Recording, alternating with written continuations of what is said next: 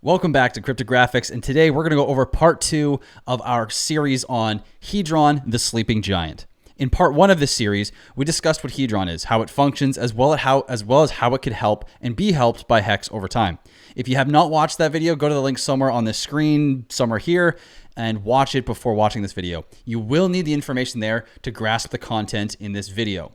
Another element that I failed to include in the previous video is that Hedron has no admin keys and has locked and immutable code. No one can ever change the code exactly like Hex. It's locked forever. Now, let's get into part 2. Today, I would like to introduce to you ICOSA. ICOSA is a staking platform for the Hedron protocol that allows Hedron holders to stake their Hedron to earn the ICOSA token. Obtain ICOSA by selling HSIs or Hex staking instances to the smart contract, staking ICOSA to earn both ICOSA and Hedron tokens, and obtain an NFT that is worth a percentage of a We Are All the Source address pool where users can earn ICOSA as well. This pool is like a giant game of chicken or last man standing, where users can only obtain their ICOSA from the pool by burning their NFT and removing themselves from the pool, consequently increasing everyone's percentage of the payout they receive. Sounds simple, right? There are so many ramifications for both Hex and Hedron with this system. It is amazing. Let's start the deep dive. Number 1, the Hedron staking pool. The protocol allows users to stake their Hedron to earn the new token ICOSA. The amount of ICOSA distributed in the pool as yield is calculated here with this equation, and I'll put it up on screen. Hedron burned in the previous day divided by the T-share rate is equal to the ICOSA distributed into that pool. This means that the amount of ICOSA distributed as yield throughout the pool is based off of the amount of Hedron burned in the previous day, which is then divided by the T-share rate at that time, which is always increasing. This is an important piece to remember down the road. Your yield is based on the percentage of Hedron in the pool you have staked. As a quick refresher, the Hedron burn comes from 3 places. You got liquidation auctions, Hedron advance premiums, and early end stake penalties. In the pools, there can only be one single stake per address in each pool. Let's move on to the staking mechanics now. In order to understand the minimum stake lengths in these pools, we must establish the classes of Hedron token holders. A whale is defined as holding 1% of the supply in their tokens. A shark holds 0.1% of the supply. A dolphin holds 0.01% of the supply. And a squid holds 0.001% of the supply. Anything less than these tiers will have a 30-day minimum stake length. A whale-sized stake must stake for a minimum of 360 days. The benefit to the whale comes in the form of a 20% bonus in yield for the entirety of that stake. A shark-sized stake must be staked for a minimum of 240 days. The benefit to the shark-sized stake is a 15% bonus in yield for the entirety of the stake.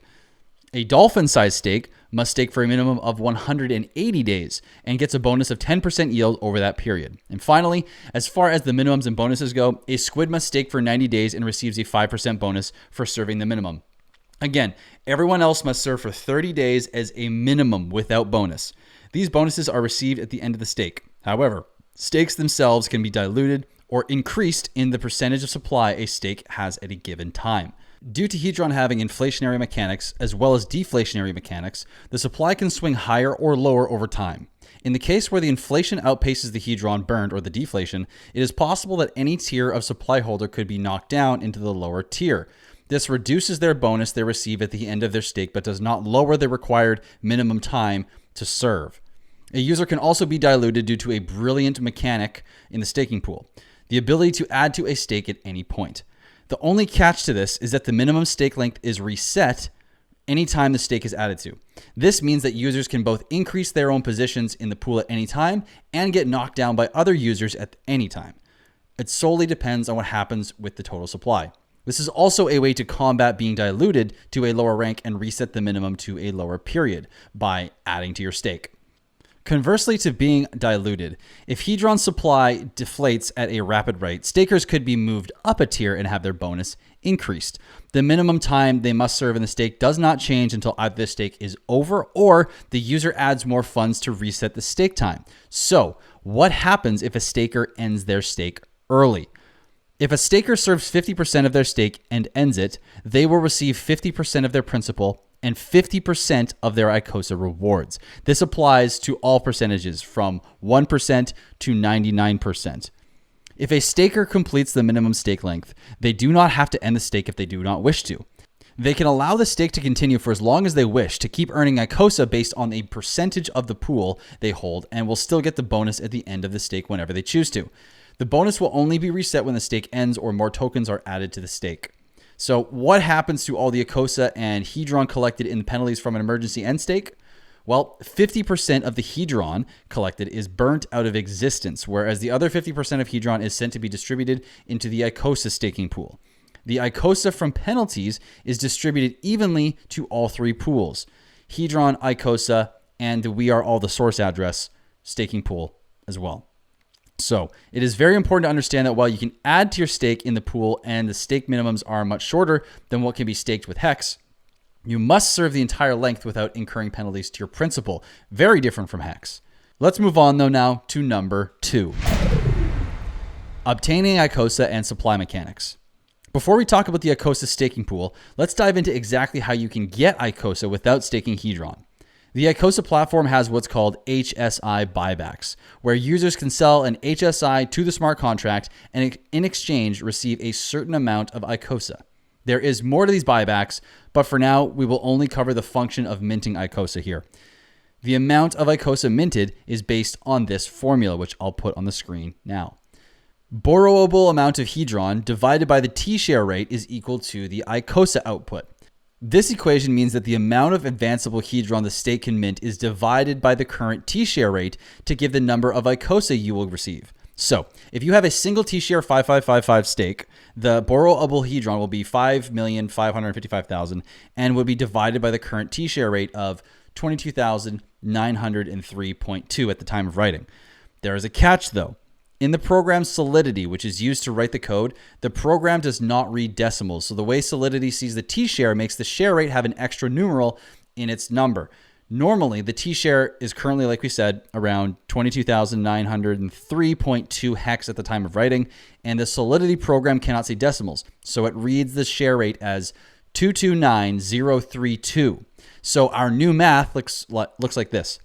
5,555,000 divided by 229,032 is equal to the ICOSA output. This would mean you will get 24 ICOSA from that stake currently. Once the user receives their ICOSA, they can then place it into the ICOSA staking pool if they wish to receive both Hedron and ICOSA, but more on that later. So, understanding that ICOSA can only come into supply and will never be burnt, we know that its supply is inflationary. Over time, assuming both Hedron's price increases and the T-share rate climbs at least at the rate it is currently climbing, it will be both more difficult to stake a T-share and therefore more difficult to mint Hedron. Because ICOSA inflation is directly tied to the Hedron burnt per day divided by T-share for a total of 3 pools, which we will talk about shortly, the HSI sold to the contract and Hedron's ability to be minted should get exponentially more difficult over time, making ICOSA inflation becoming more difficult to obtain over the long haul. There are many variables, of course, beyond the concepts here that we will touch on later or in future videos or streams. Let's move on now to number 3, HSI buybacks. Within the protocol, and like we previously touched on, users have the option to sell their HSI stakes to the smart contract in exchange for ICOSA tokens. What does the protocol do with the HSI once it has been sold to the contract, though? Once the HSI has been sold to the smart contract advances all available Hedron from that HSI. The Hedron advance is sent to the ICOSA pool to be paid to the ICOSA stakers as yield, and the HSI is left owing until it reaches the 90th day, where it will be liquidated.